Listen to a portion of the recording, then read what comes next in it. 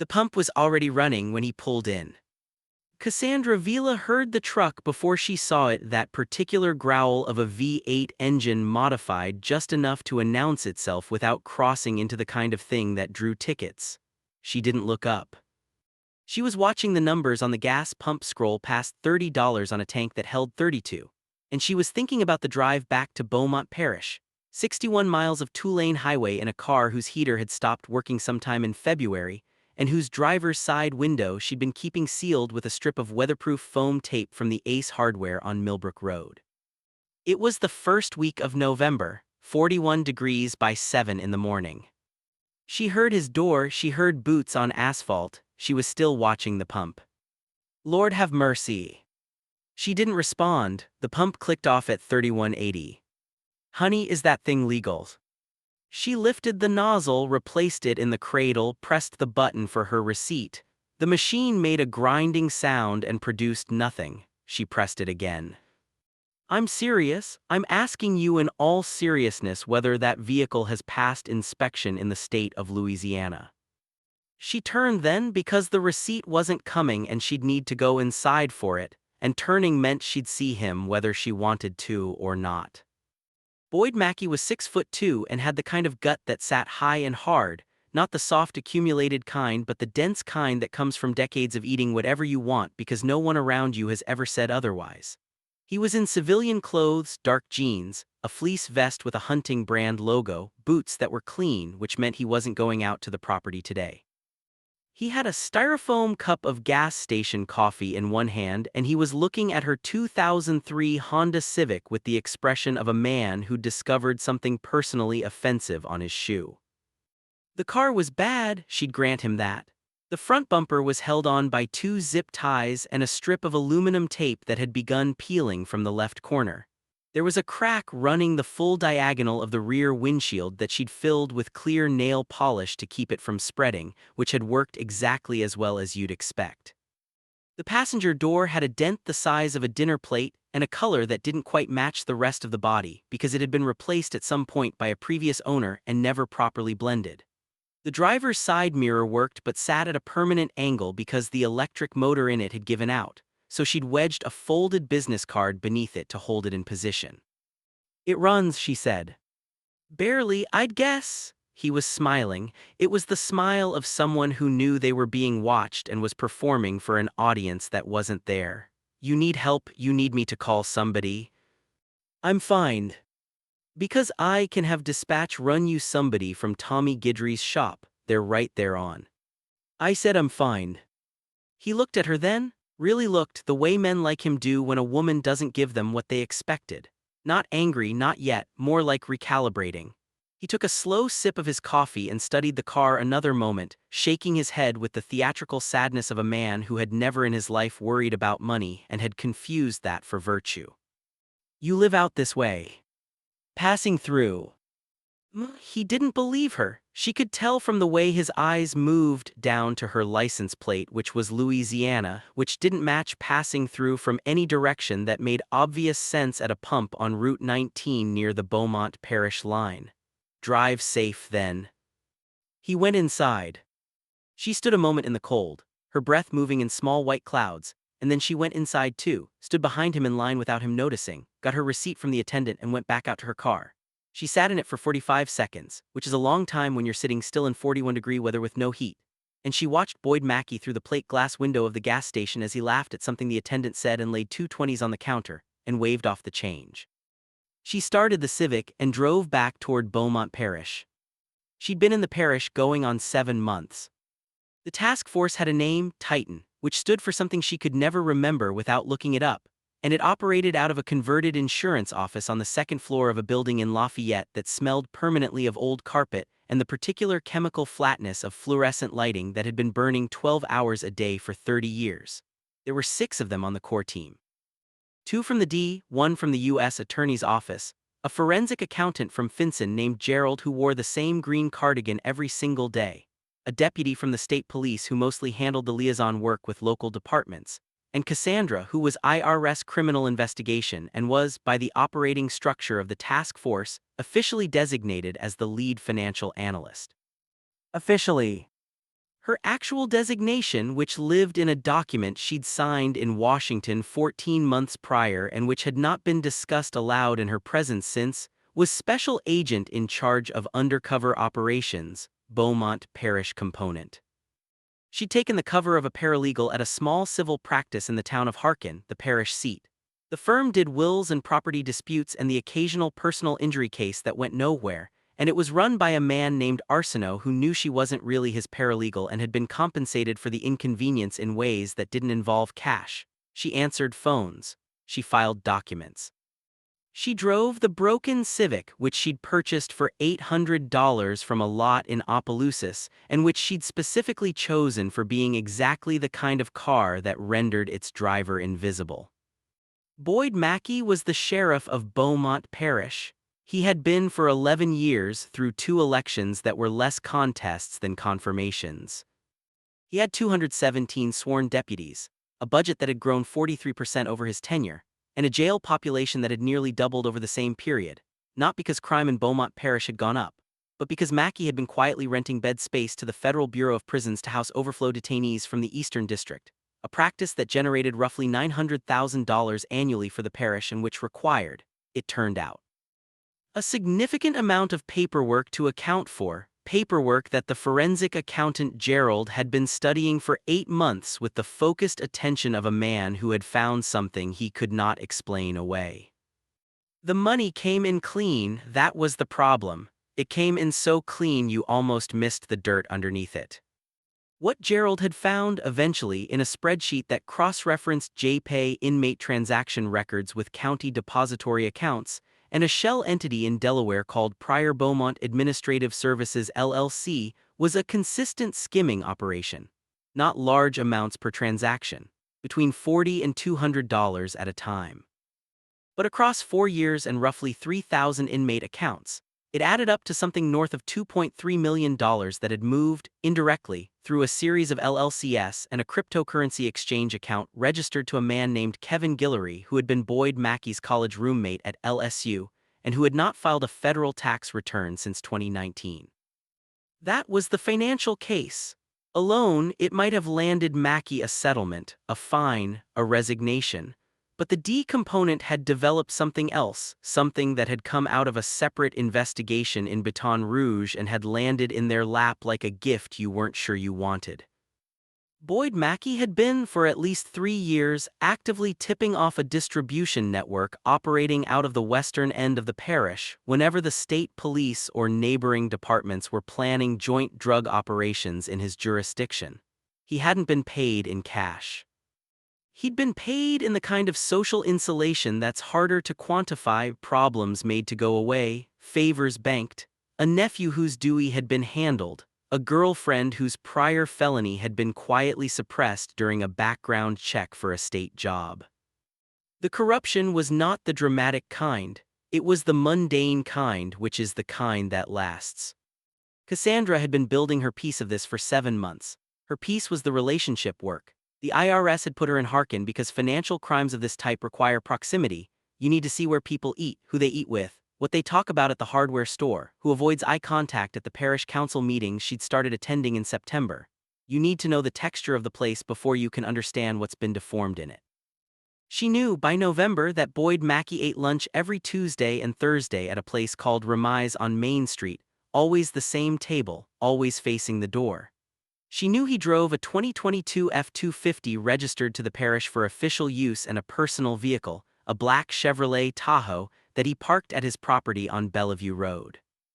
She knew he went to Mass at St. Andrew's every Sunday, sat in the third pew from the front on the right side and always put a $100 bill in the basket, folded once, the way men do when they want you to know it's 100 without making it too obvious. She knew his marriage had been effectively over for 4 years but that neither he nor his wife Charlene had moved out or said so publicly. Because in Beaumont Parish you didn't, not if you were the sheriff, not if your wife taught 4th grade at St. Andrew's Elementary and her mother had grown up 2 blocks from the church. She knew he thought she was nobody. That was the most useful thing she knew. The Arsenault firm occupied 2 rooms on the ground floor of a building that had once been a dry goods store, and still had improbably its original tin ceiling pressed in fleur-de-lis patterns, painted over so many times the detail had softened to the texture of something imagined rather than manufactured. Cassandra's desk was near the window. From it she could see a narrow slice of Main Street, and if she positioned her chair at the right angle, the corner where the courthouse stood. She'd made friends at the firm slowly and with the deliberateness of someone aware that every friend was also a potential liability.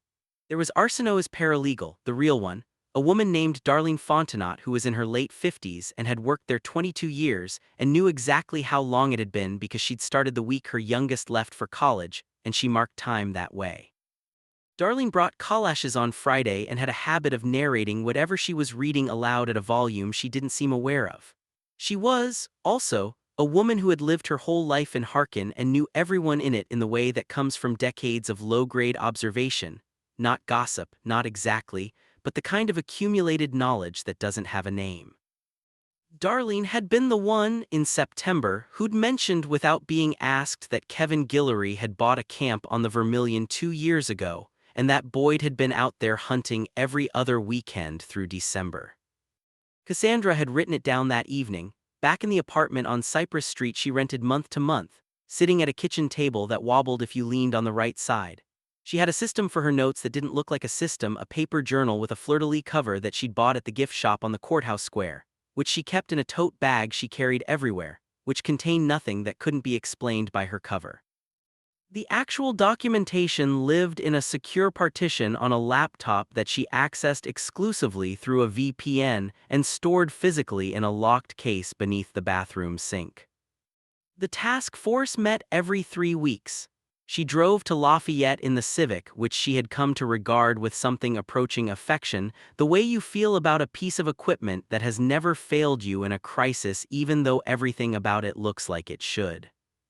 In October, the lead D agent, a man named Tran who was methodical to a degree that occasionally veered into paralysis, had said he thought they were still 4 months out from being ready to move.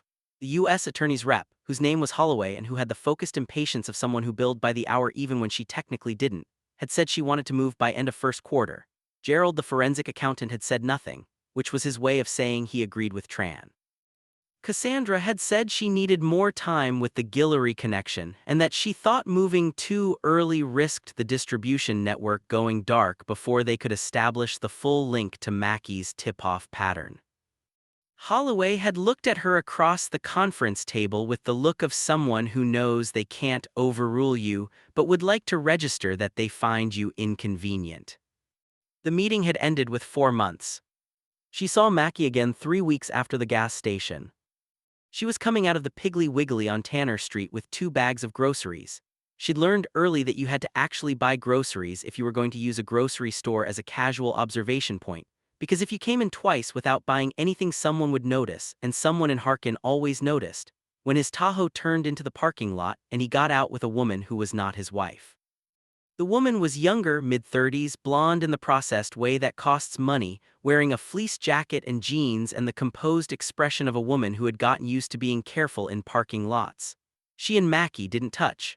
There was 12 inches of deliberate air between them as they walked toward the entrance, which told Cassandra more than a hand on the back would have. She registered it and filed it away. It wasn't relevant to the case, technically, but everything went in the journal. Mackey saw her as she was loading the bags into the Civic's back seat. She saw him register recognition, just a flicker, the way you recognize a thing you've cataloged as trivial, and then his eyes moved to the car and he said something to the woman beside him. The woman smiled without looking over. Cassandra closed the trunk, got in, and sat for a moment with her hands on the wheel. The foam tape on the window was starting to peel again. Cold air came through in a thin line at the edge. She drove home. That evening she called her contact number at the task force and left a message that said, in the agreed-upon language, that she'd identified a potential secondary pressure point worth noting. Then she ate leftover red beans she'd made on Sunday and watched the local news, which ran a segment on Mackey cutting the ribbon at a new substation opening in the eastern part of the parish. He shook hands with the parish president and held a pair of scissors that were comically large for the ribbon, and he smiled for the cameras with the relaxed comfort of a man who has spent so long at the center of a small world that being looked at feels like breathing. December came and the case moved. Not because the timeline had changed, but because Kevin Guillory made a mistake. He made the kind of mistake that accountants with a certain kind of arrogance make. He moved money through a foreign exchange account without first checking whether the exchange had updated its reporting thresholds under the new FinCEN rule that had gone into effect the previous April. It was a clerical error, essentially.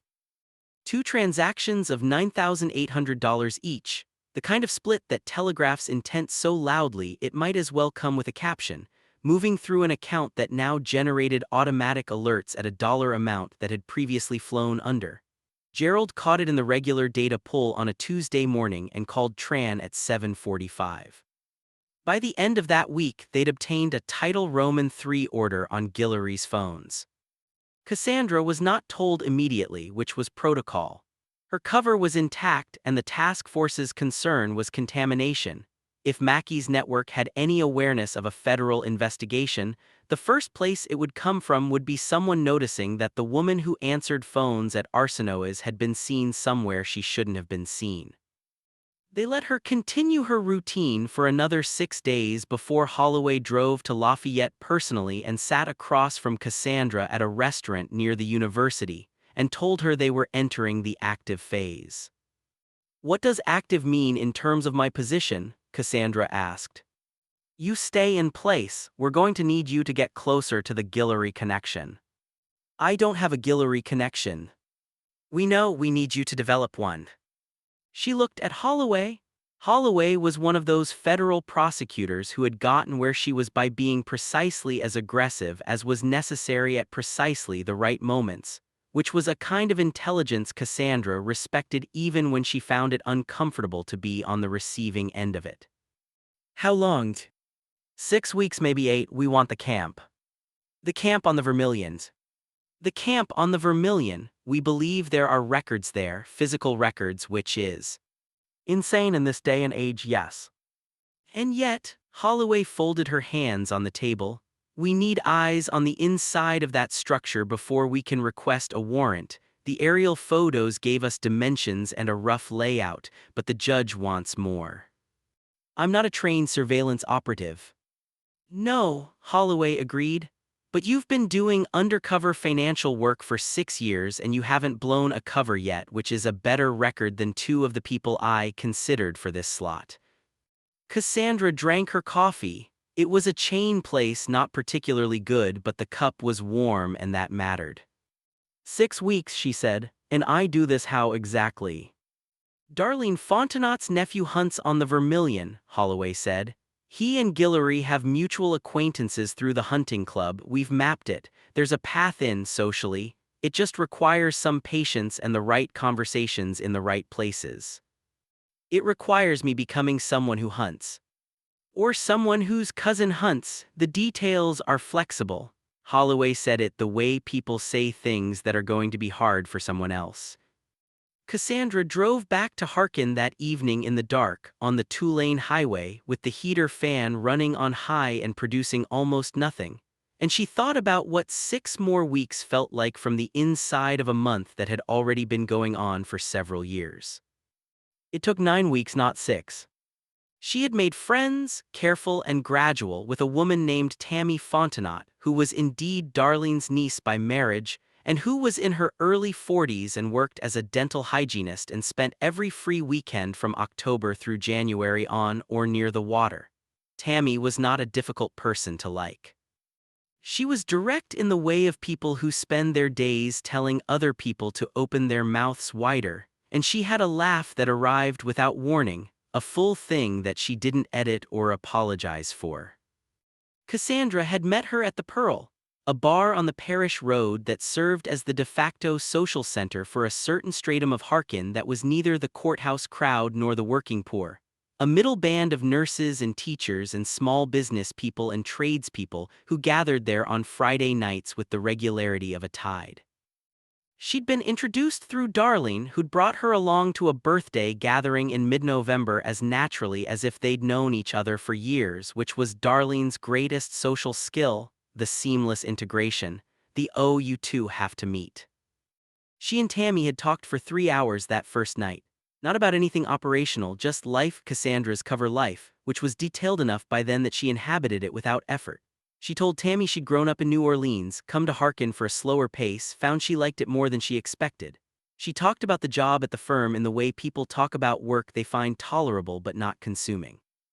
She asked about Tammy's work and listened to the answers the way she always tried to listen, which was fully, because people can tell when you're performing attention and they remember it. By December, she'd been to Tammy's house twice and met Tammy's husband Ray, who was a soft-spoken man who repaired heavy equipment and whose primary interests were his boat and a fantasy football league he'd been in since 2007. By January, she'd been invited to a gathering at the camp on the Vermilion, which was Ray's cousin's property, which was 3 camps down from Kevin Guillory's place. She went twice before she ever saw Guillory. He was not what she'd expected. The IRS photo on file was from his 2019 passport application, and it showed a man with the blandly prosperous look of someone who'd done well in finance without anyone ever finding him particularly interesting. In person, he was different, more nervous, more watchful, with the specific quality of alertness that Cassandra associated with men who had something to manage. He was 48, slim in a way that suggested anxiety rather than discipline, with close-cropped gray hair and the hands of someone who spent time outdoors. She met him at a crawfish bowl at the camp next to his on the last Saturday in January. She was there as Tammy's friend, which put her one social degree from Guillory without any pressure to be memorable. She introduced herself as Cass, which was true, and said she worked for a law firm in town, which was true. And when Guillory's eyes moved over her with the automatic appraisal that men like him applied to women they'd just met, she let them move and offered nothing to hold his interest. She spoke to him for 4 minutes total at that gathering. She complimented his truck. He told her about the camp's new covered dock. She said she hoped the season was good and moved back toward Tammy. She drove back to Harkin that evening and filed a detailed report that included a rough description of the dock, the structure behind it, the presence of what appeared to be a detached storage building to the north that was not visible in the aerial photographs. The storage building changed the warrant application. The arrest warrant for Boyd Mackey was signed on March 14. The execution was scheduled for March 19, a Tuesday at 6 in the morning. The coordination involved the task force, a tactical unit from the FBI's New Orleans field office, the U.S. Marshals Service, the state police, and a separate simultaneous action at the camp on the Vermilion targeting Guillory. The operation had a name that Cassandra also immediately forgot, something with a bird in it. She was not part of the entry team. This was expected and correct. She was a financial crimes specialist, not a tactical agent, and her cover would remain valuable for the anticipated post-arrest period if it held.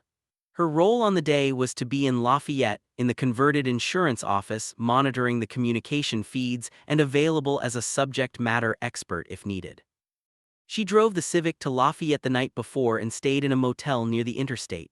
She set her alarm for 4:30 and slept 6 hours, which was 2 more than she'd expected. She showered and dressed, khakis, a sweater, her IRS credentials on a chain around her neck that she hadn't worn since a briefing in Washington 8 months ago. The credentials felt strange against her sternum, like something borrowed. She drank bad motel coffee and drove to the office before 5. The radio traffic started at 5:48 a.m. She was at a desk with 2 monitors and a headset, Gerald beside her with a second headset, and a mug of something that smelled like chamomile and entirely wrong for this moment. The state police liaison, whose name was Thibodeaux, was across the room on his own line. Tran was at the command post, which was a staging area in a lot behind a church 4 miles from Mackey's property on Bellevue Road. The tactical team announced themselves at the perimeter at 5:51. At 5:53 there was a radio check, 2 units confirming positions, which she heard as clear in her headset and which told her nothing was wrong yet. At 5:55 she heard footsteps in the hallway and Holloway came in with a cup of coffee in each hand, set one in front of Cassandra without a word, and took the desk to her left. At 5:58 Tran's voice came over, "All units confirm ready." The unit confirmations came back in a sequence she tried to count and lost at 4. At 6:00:12 she heard the first breach. Not the entry itself but the peripheral noise of it, a door, voices escalating fast from the controlled to the sharp, the radio coming alive with overlapping commands that were trained and quick but still sounded, to anyone listening on an audio feed in a room that smelled of old carpet like barely managed chaos. Sheriff's Department, Sheriff's Department. No FBI federal officers. The radio adjusted. A unit calling 6 David 4 in contact, structure Alpha, and then for 19 seconds there was nothing except breathing and the ambient sound of a house being entered at speed by people who had practiced this enough to be fast, but not so often that they had stopped being afraid. Then subject in custody 601. Trans voice flat with controlled relief, copy 6 David 4, secure the structure. She took the headset off for a moment, put it back on. Thibodeaux across the room was already on his line, relaying to the state police. Gerald had both hands around his chamomile and was looking at the floor the way people look at the floor when they've been holding something very tightly and have just let it go. Holloway looked at Cassandra, not with triumph, with the expression of someone calculating what comes next. What came next was everything that didn't make the news. Boyd Mackey was processed at the federal holding facility in New Orleans. The standard intake, photograph, prints, property inventory, medical screening, the particular administrative patience of federal arrest that has no interest in drama and will not be hurried by it. He'd been taken in a white t-shirt and gray sweatpants, which meant they'd gotten him out of bed. His lawyer, retained not appointed, arrived within 2 hours, was a man from Baton Rouge who handled political cases and whose face had the weathered certainty of someone who has seen a lot of things that should not have happened and has argued successfully that they shouldn't have counted. The initial appearance was before a magistrate in New Orleans at 2 in the afternoon. Cassandra was not there. She was still in Lafayette reviewing the initial inventory of the material seized from Mackey's property and from Guillory's camp simultaneously. From Mackey's home office, 3 external hard drives, a locked file box containing physical documents, 2 burner phones, and a personal laptop. From the Guillory camp storage building, the one she had identified in her January report, a fireproof safe, a cardboard archive box, and a ledger book. An actual ledger book, handwritten, which was either the most careful thing Guillory had done or the most reckless depending on how you looked at it. Gerald, when he heard about the ledger, said nothing for a moment and then said, "Huh," in a way that contained several more words than that. The bail hearing was 3 days later.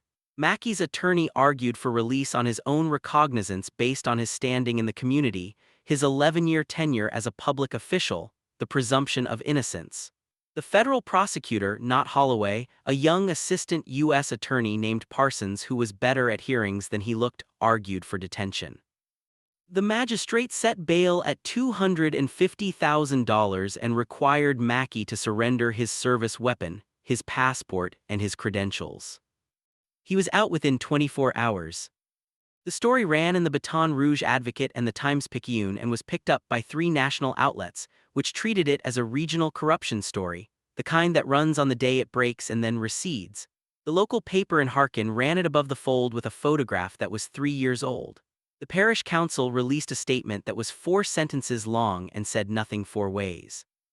Cassandra drove to Lafayette for a debrief and then drove back to Harkin because her lease wasn't up and because Holloway had said, explicitly, that maintaining the cover position for the next 60 to 90 days was still operationally valuable pending the grand jury proceedings.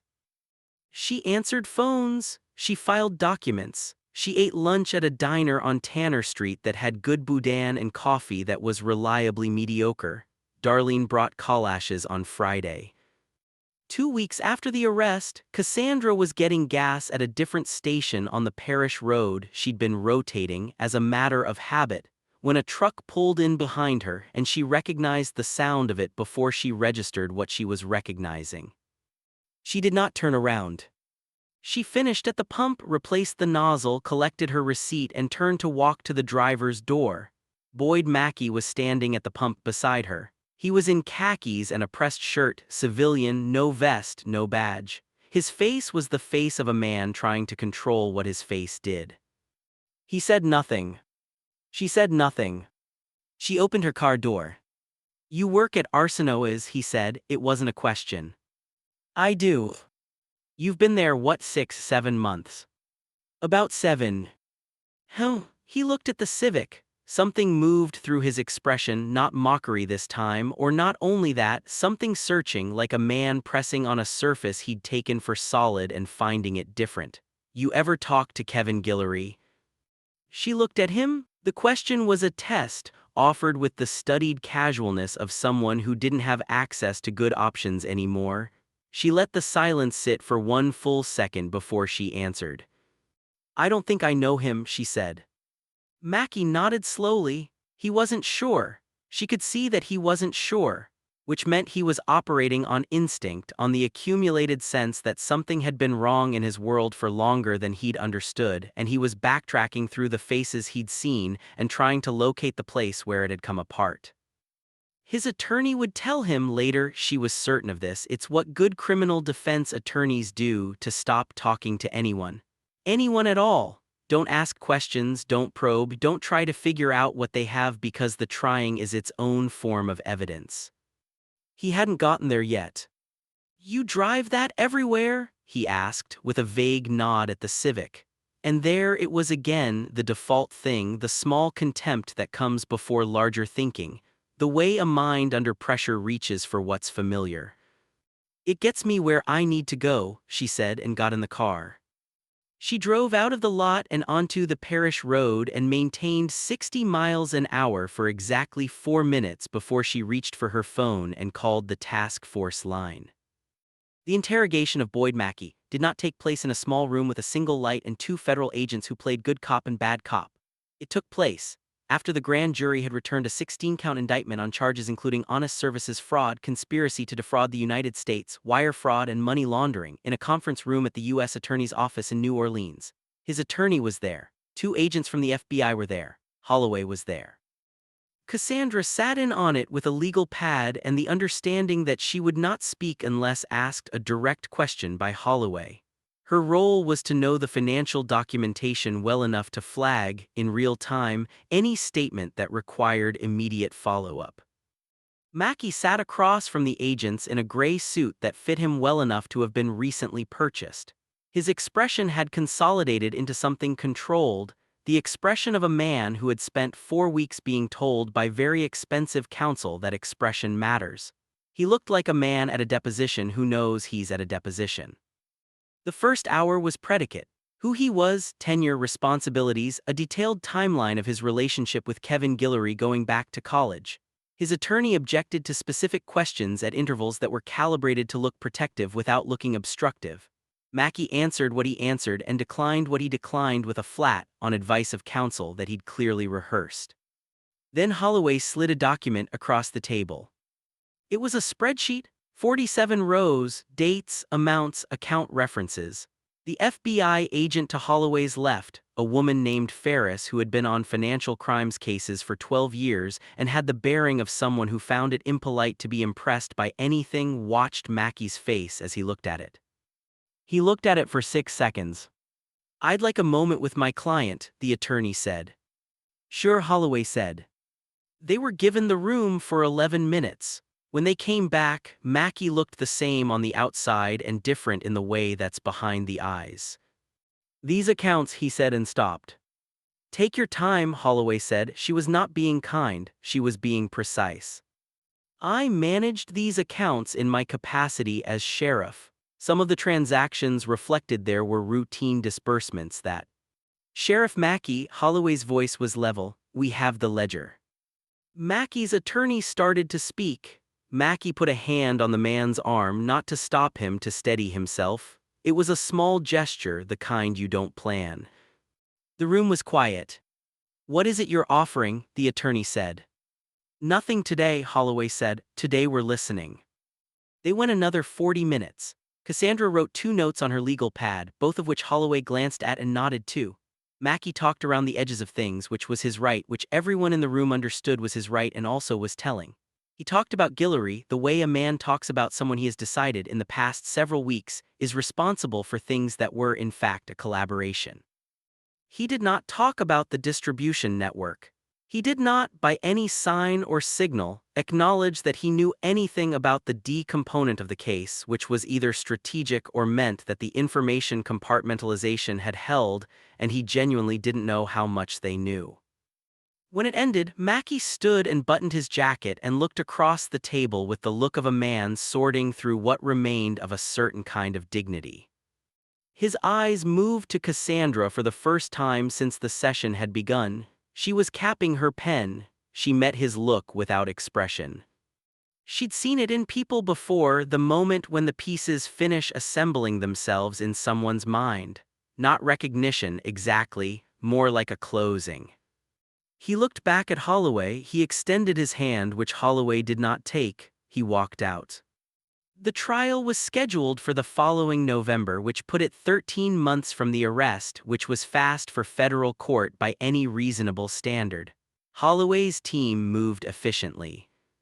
The evidence was dense and well documented, and 3 of the 6 counts in the distribution tip-off conspiracy had been buttressed significantly by what the Title Roman III order produced. Phone records, in the end, are not dramatic, but they are damning in the patient, cumulative way that 12-person juries are equipped to follow when someone explains it to them carefully. Cassandra testified on day 4 of a trial that ran 9 days. She'd testified before, 5 times in career, 2 of them federal courts.